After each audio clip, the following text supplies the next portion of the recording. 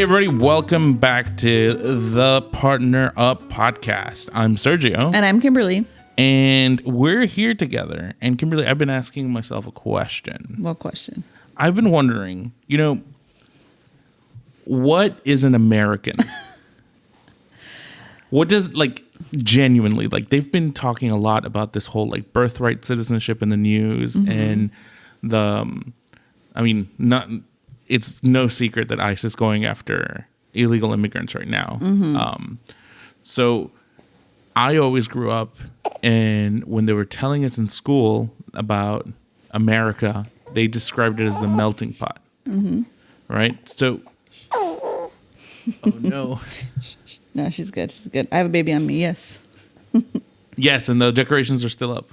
Because we're excited to be parents. Who has time to take things off anyways, to clean up? Yeah.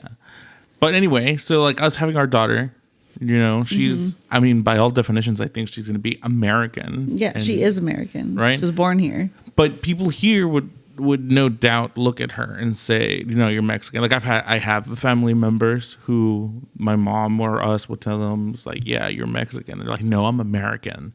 I'm like, what does that mean? Especially with everything that's going on. I'm like, if you go to India, you know what an Indian is. If you go to Mexico, you know what a Mexican is. But I feel like America's culture is very much based on the blending of cultures. Yeah. And not just that. I feel like our history is also riddled with taking land or negotiating land or buying land from other countries. So, Louisiana was taken from the French, right? In the Louisiana Purchase. Mexico, that's pretty much the entire West Coast. Yeah. Yeah. Entire Hawaii, West Coast Alaska. was purchased. Hawaii and Alaska also got annexed by the United States. I'm not sure of the story there, if that was a purchase or not, or if it was a colonization. I don't know if it was, I think Hawaii was colonization. I think Alaska was purchased. Okay, cool. So yeah, and when a country assimilates a territory, they bring in its peoples. Yeah. Right. So and even if we were to go back, right, to the colonial era, right? So you have the English colonies, right, that came in, got established, and we just went to see Hamilton. So went to Boston. We went to Boston. We did the whole New England tour. The Freedom Trail. Right. So it was all of New England, the 13 colonies. Those are Englishmen who were coming in from England, operating as Englishmen, revolting, and then establishing their own country, which grew, right, to encompass other territories. So as that expansion grows, you acquire new territory, and therefore you acquire new territory. So does American mean that you were part of those original Englishmen, or does it just mean that you're part of this movement of a larger cultural whole? I would like to think that it's a cultural whole, like you're saying. It's not just the Englishmen. It's not just, the people who originally settled here. I think it's anybody who comes to this country, I think is supposed to. Maybe I'm wrong. But from what I was kind of taught as being brought up is this is a land of anybody can be anything, no matter your background, whether you're an immigrant, whether you come from somewhere, whether your ancestors came here long ago. That's what I see it as. And that's what, I hope other people see it as. It's not just, I think in America and the United States of America, because we have North America and South America. I think that's funny that people have been talking about that.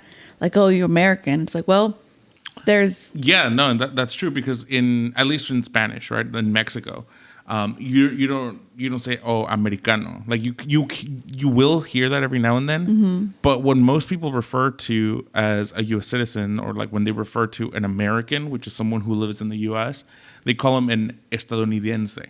Something like that. I've never heard that word. So that literally means, because in Spanish, United States is Estados Unidos, so estadounidense, and it's mashing up saying hard word. They're from there. Yeah, so it's a lot easier to just say americano. Yeah. Right. So they other people don't refer to us, or at least in some native tongues, they don't refer to us as Americans. They refer to us as United Statesmen, right? At least from Mexico, where I come from. Yeah. Right. Do you remember that one time we were crossing the checkpoint, and they told us, "Oh, are you American?" Because normally, what they ask you, for people who don't know, when you cross it's not at the border, but like there's a certain distance from the border where you have a checkpoint where you have to kind of verify that you're a citizen, that you don't show the paperwork, but you just verbally confirm that you're a citizen. And normally they ask you, oh, are you a U.S. citizen? And one time this one guy was like, oh, you all American? And it was really like we crossed a checkpoint. It was jarring. Yeah. Okay. So you're talking about the Falfurrias checkpoint, yes. right? The one. Okay. Because I was like, which checkpoint? Because we've been on the north checkpoint, south checkpoint. I thought you were about to go into the Texan story. Oh, no. No, but yes, I remember that because every time we cross there, like it's almost like a script where they look at y'all and they'll say, "You a citizen?" And you go, "Yes, you're a citizen." Okay, cool. And then they just wave you off. Yeah. Because it's not the main border between. Well, I mean, we've just had a baby and we've been out of commission for a couple of months, so I don't even know how that Falfurrias checkpoint is going right now. Yeah. But they just wave you, U.S. citizen, come through. U.S. citizen, come through. And that one time, it's American. It reminds me of that the movie, the Civil War. So I was really excited because in the trailer, they made it seem like it was an American modern Civil War. Mm-hmm. And then there's a scene there where they ask you, "Are you American?" It's like, "Well, yes, we're Americans." And they go, "What kind of American are you?" Because it's a civil war, so it's like, what side are you on? Yeah. But it turned out that like that's not what it was. Like whole movie is about a journalist. Oh, journalist. And there's like a civil war going on in the United States, but they don't cover the Civil War at all. They just cover the journal. That would have been so cool. Yeah. But yeah, no. So if we're talking about what it means to become a U.S. citizen or what it is to be an American, like you have to essentially trace back lineages. And I know that's a big thing. Like a lot of people can and have traced back like a family tree to try to figure out like how far they've One of my cousins does that like for fun, which is really cool. I wish I had the patience for that. I know. But I don't think, because if you think about it, I don't really know what the definition of an American is, because if you think back to like the land. Let's Google it. Oh, yes. What is an American? Oh, wait, hold on. I put Americano. That was the first thing that came up on mine, too.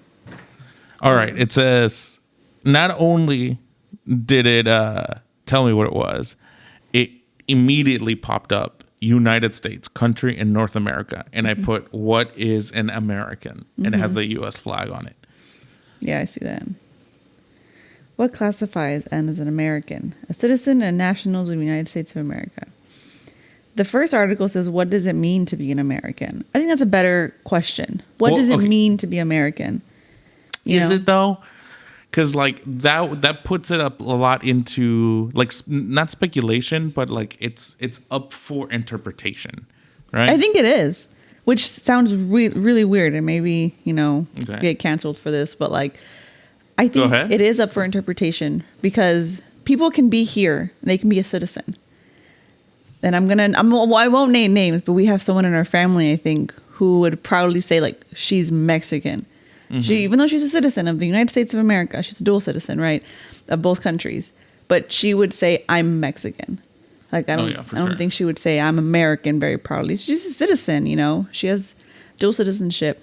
So I think it depends on like you and like where you sit. Because I think, growing up along the border, I think the identity that I have, like it was never really explained or known, like kind of told to me like what I am. It was kind of like very loose. Like I never really saw myself as Mexican or American. Like it was just, I'm a person, But it is a good question that people like really struggle with the identity, especially being the grandchildren of immigrants, because my culture, is Mexican. Tamales during Christmas. Opening presents at midnight. Oh my God. I'm trying to, like, most of the traditions I think of Mexican is like Christmas or holidays, which is really funny, or I can't even think of other things that we would do. Like, I mean, you have the tamalada, the pots in the oven. Is that Mexican? Define Mexican culture. Well, we keep our pots in the oven. I unfortunately don't do that because I always felt like I would forget and I would leave them in the oven when I turned it on. One time Melanie and I did that at your mom's house and we never told anybody, but we caught it in time. Don't worry. Don't worry. I don't know if she ever told me. At least those things are meant to get heated up, right? Yeah. So anyways, I forget what I was going with this, but culturally I feel Mexican, but I know I'm a U.S. citizen because of where I grew up. And I think it's funny because people assume you grew up on the border. Oh my gosh, you must have had so much diversity. It's like, no. No, absolutely had no not. diversity growing up. No. I think growing up in, like, it's weird because I grew up as a minority and I heard all the rhetoric about minorities, right? It's like having equal opportunity, not being treated differently, you know, the whole thing. Like you learn about the Chicano movement, you hear about the Martin Luther King movement for civil rights, and like growing up, I heard about all those things. Yeah. But the thing is, the Rio Grande Valley where we grow up at, it's predominantly Hispanic, like and Mexican. Yeah, Hispanic. and specifically like Mexican Hispanic, because I Yeah. know like if you were to go to Florida, it's a lot of Cuban. Yeah. So to me, it's just so strange that like we were growing up and I didn't necessarily feel like racism, or I didn't necessarily feel the impact of being not white. Yeah. Right. Because we were the majority. And in that area. And if you were African, if you were white, if you were Muslim, like I think they were the minorities, you know? Right. Yeah. I mean, in high school, I think we had like mostly Mexican people. I think our high school was a little bit different, but like if you went to a regular high school in the Valley, you would probably be like 95% Hispanic, Mexican, I bet you. Right. So, I mean, that to me, like, I would never have to question, like, to me, being what it really meant to be an American was to be able to get through the border, is having papers.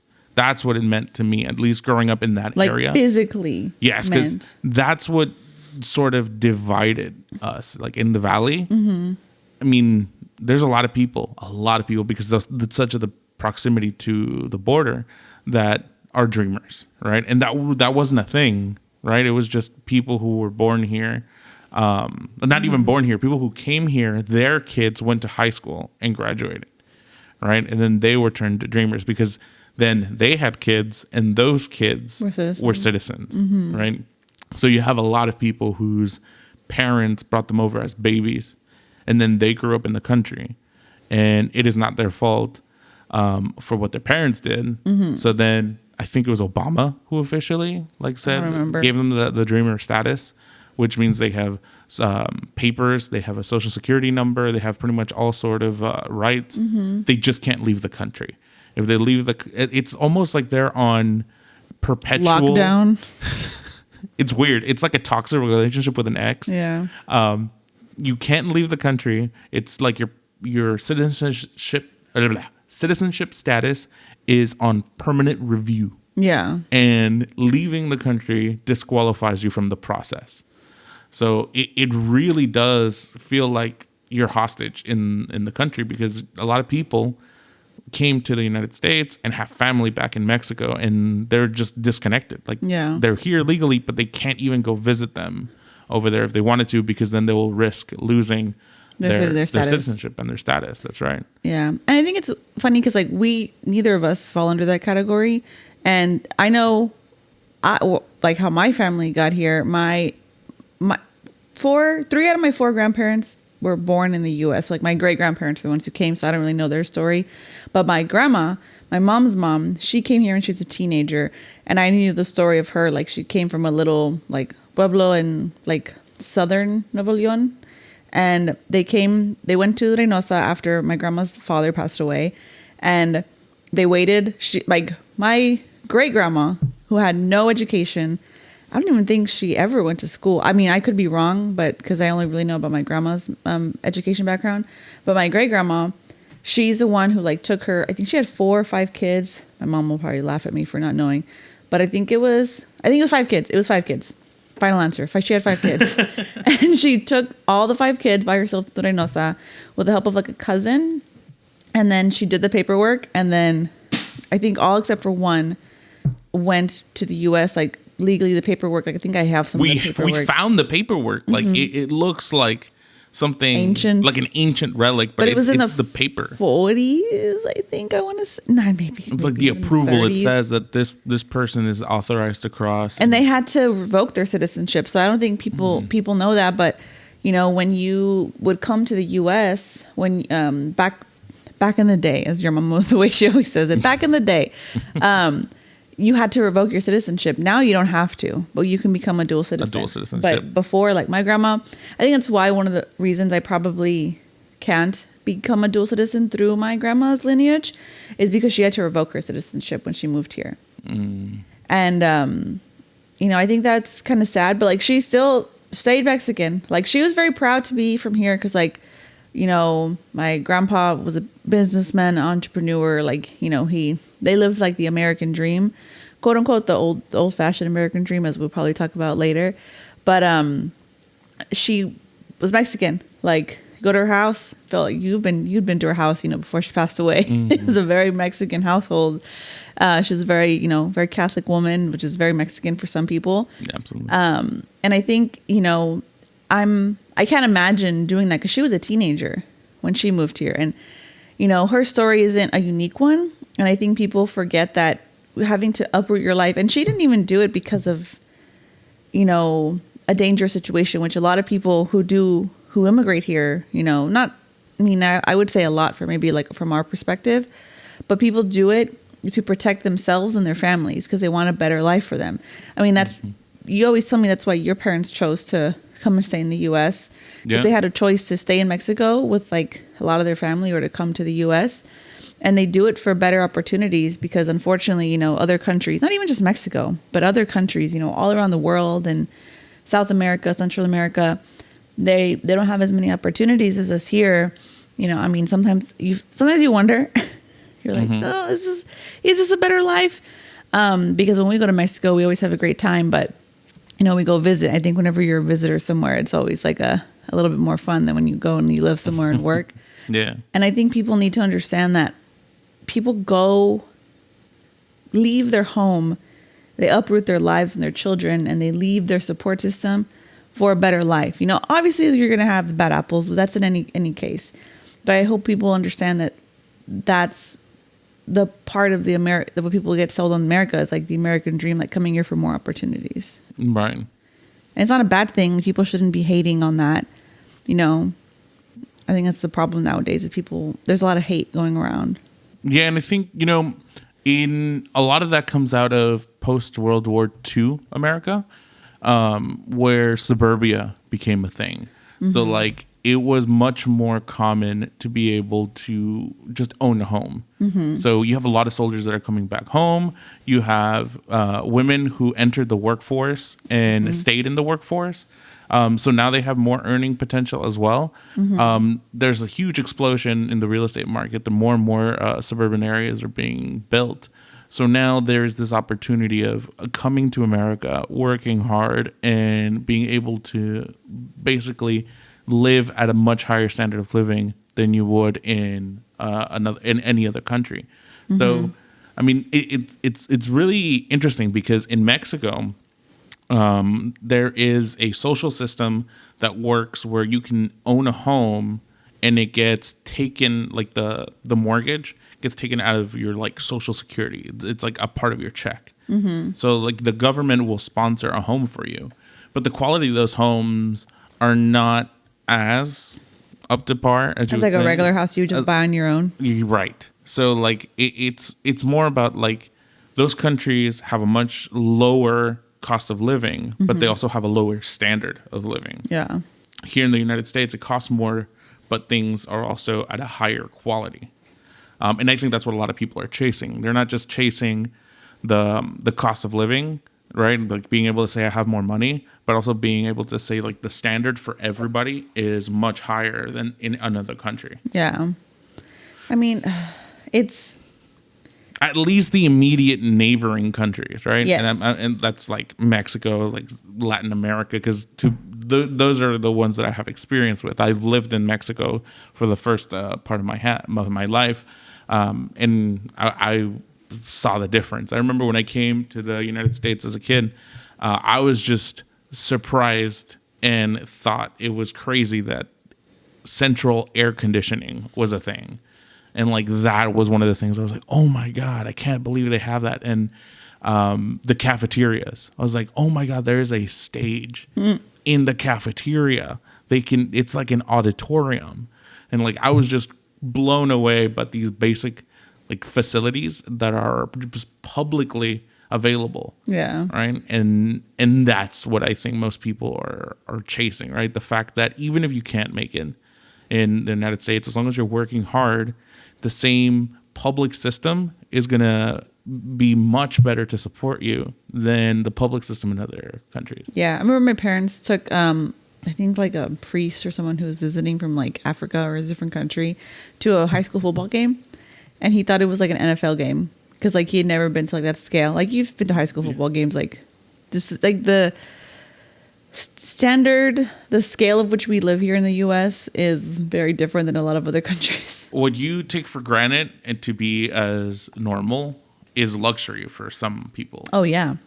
And I think we forget that we need to be grateful for like what we have and where we were born because, you know, some people, what's that song by Los Tigres del Norte? It's like the border I didn't cross the border crossed me. Mm-hmm. I mean, that's not the case for my family. But, you know, for a lot of people, they were already here. You know, What year did the U.S. purchase that piece of Mexico?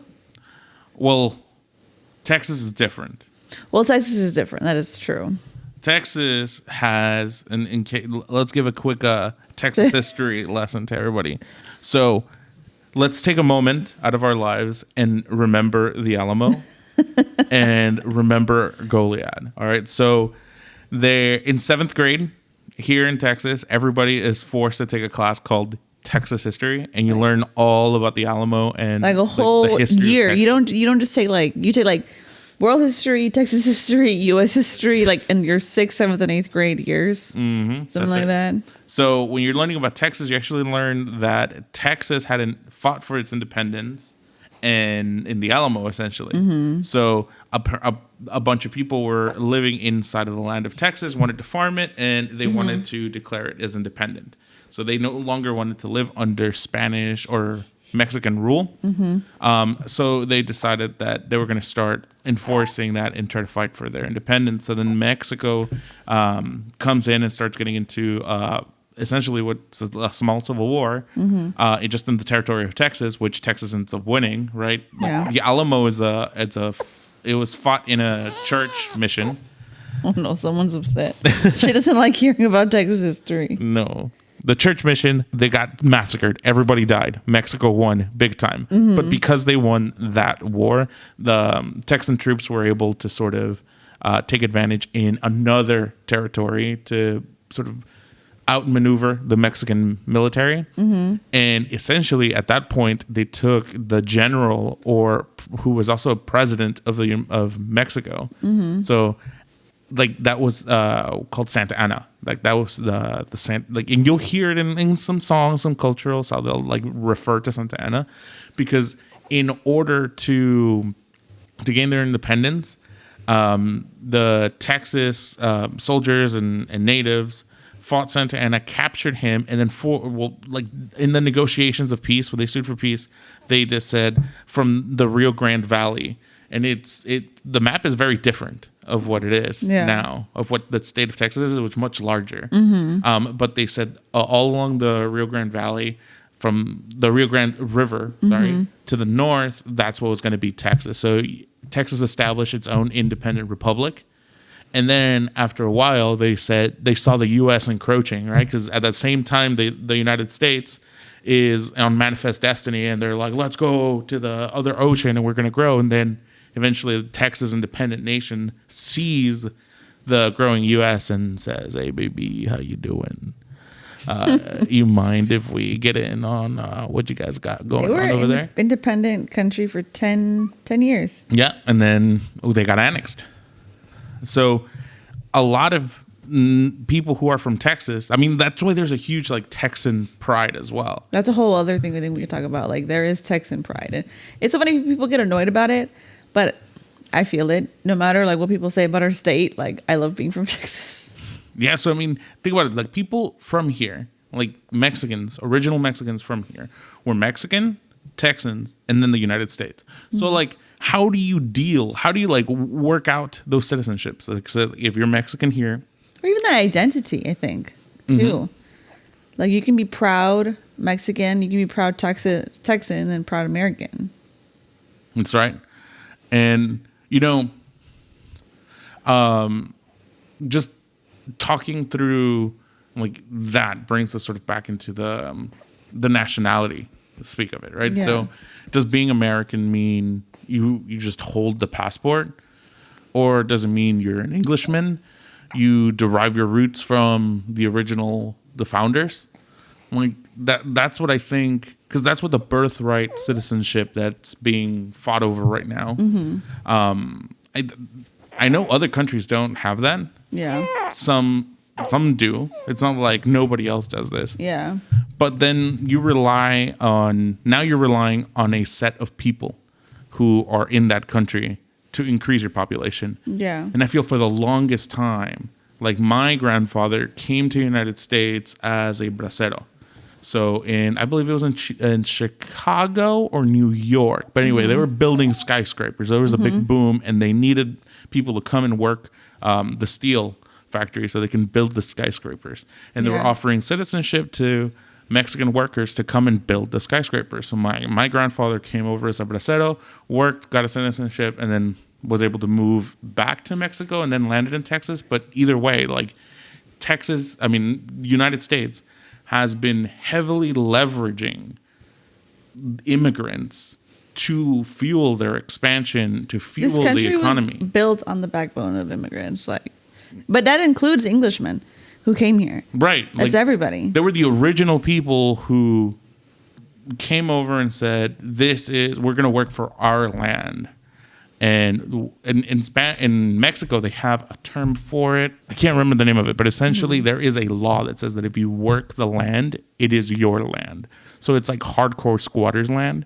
So it is really hard to evict someone in Mexico. Oh, dang. Because if there's unless it's a very clearly laid out rental agreement, if like you can squat on the land that's been abandoned, and you can claim that law and say that I'm working this land, I'm maintaining this land, it is therefore mine. But yeah, no, I mean, in the same sort of mentality and sentiment gets carried over from like the very founding of the United States. Yeah. So am I not American because I am of Mexican descendancy? No, I would say that even gives you like more rights too, because like I think when you come over and like you choose, like your parents chose this, right? But like when you choose, your parents, grandparents, they choose to come over here, that's even like more of a reason for you to feel the pride than being an American. At least it's like the way I see it, because they chose to come over here for, the opportunities or the safety or education or whatever the case may be. So it gives you even, I think, more of a right to say like, I'm a proud American because like my ancestors chose that this is where we were going to be as a family. And, I continue to make that choice, that was, kind of thrust upon me without me knowing. Right. But so how would you feel about the mindset that says, okay, you chose, or your ancestor, your family chose to come to the United States. So because you made that choice, now you have to learn to live like us and like speak the language. Because I know that's a lot of the mentality. The U.S. doesn't have an official language.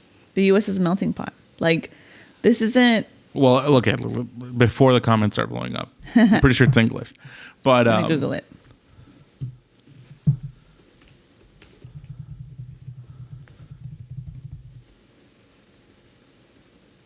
Oh my God, you're right. I am right. I know this. Official language of the United States from USA.gov. The United States does not have an official language. Yeah.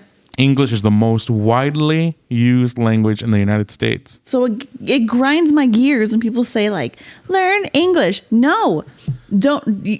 People can speak any language. It doesn't have to be Spanish. It can be, I can't think of any other language besides Spanish right now. You know what word popped in? You know what popped in? Alemán, which is German. German? Because I was doing my Duolingo, and that was one of the words I learned. I didn't know that. It was called Alemán. Anyways, it doesn't have an official language. Because the people who... whole tangent. The people who came to this land physically, you know, back in the 1600s or whenever that is the years, whatever, they came here for freedom, to not be persecuted for their religion, for their faith, their culture. And I think that is like, that should be, I think, a standard for us, for everybody. Like, nobody should be persecuted for anything the way they choose to be. Yes, we are one nation under God, but you can choose to worship your God or whoever you choose that, however you please. There's no language. There's no one culture. You know, I think like the biggest thing that's American is like Thanksgiving and the Super Bowl, maybe. And 4th of July. I would say like those three things are what like Americans celebrate. But other than that, like you can add or not add whatever holidays or cultures or traditions you want.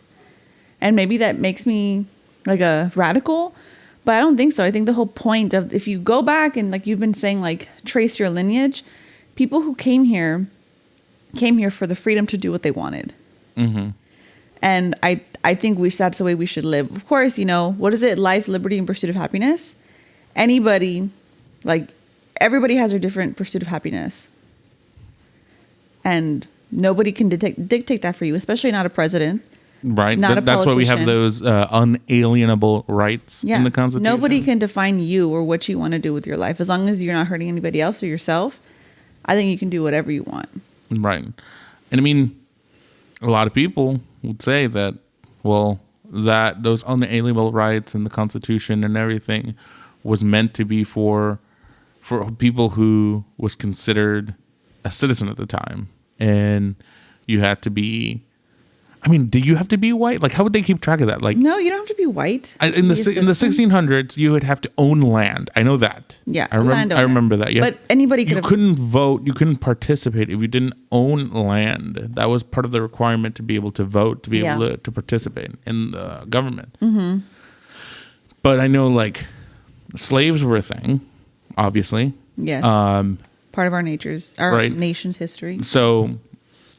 Okay, so does being white at the time just meant not being black, not being a slave at the time? Official classification, yes. I don't think there was anything else, but there was different types of people. Because I know for a long time, Mexican people, when they would fill out like census or in school, it was just black or white. Yeah. They didn't have all these different ethnicities or races. So if you weren't African American, you would click on or bubble in the Scantron for white. Yeah. Right. So how far back does that go? Like, because then, like, let's think of like German immigrants, right, during the 1600s.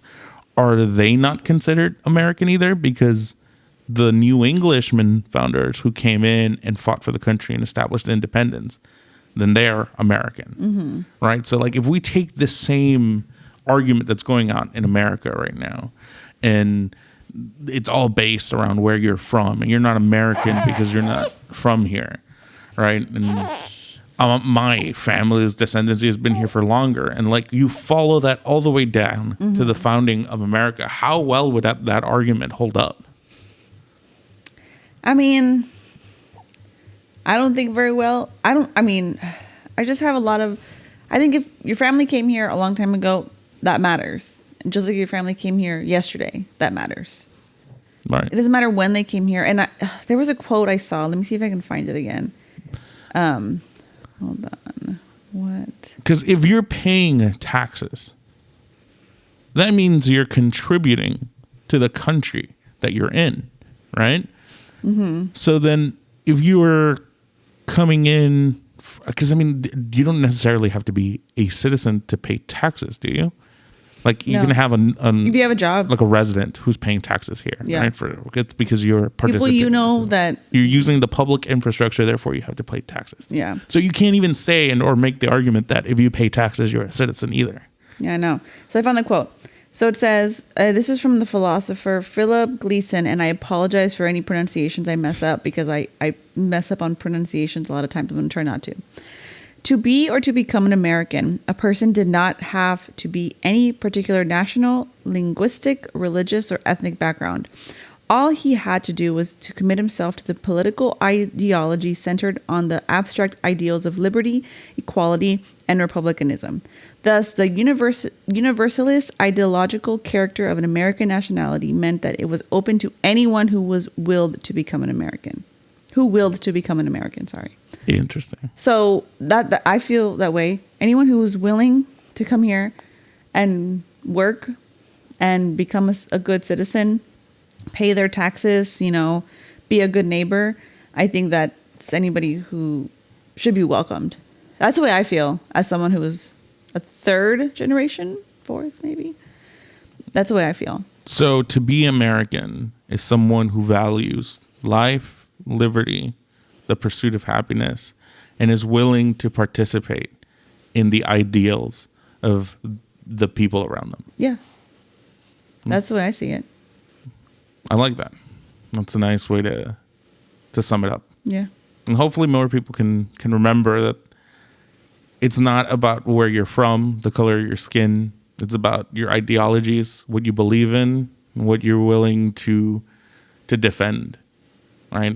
It's not the differences, it's what we unite on, right? It's what we agree on that makes us American, not what we disagree on. 100%. All right, everybody. Thank you for joining us in the Partner Up Podcast, episode 8. I'm Sergio. I'm Kimberly. Bye.